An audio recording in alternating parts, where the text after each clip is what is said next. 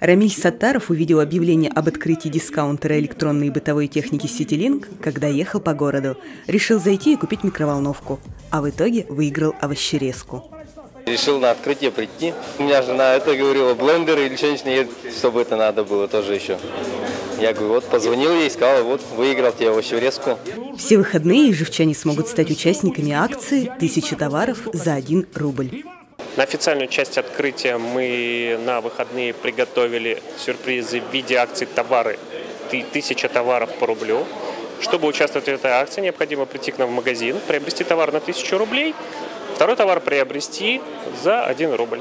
Но это не единственное, чем может удивить магазин. Здесь нет привычных для покупателя бесконечных полок. Чтобы выбрать технику, достаточно подойти к терминалу и найти понравившуюся вещь. Мне нужен пылесос, наверное, моющий.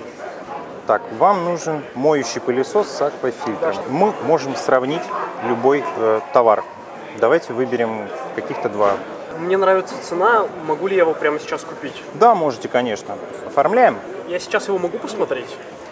Вы его должны оплатить, получить, проверить, посмотреть. И если он вам не понравится, вы можете его тут же вернуть. Остается оплатить товар и подойти к окну выдачи.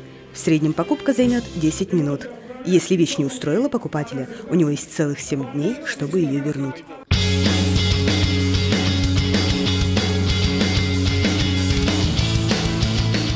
Список товаров CityLink обширен, от мобильных телефонов до стиральных машин и комплектующих для компьютеров.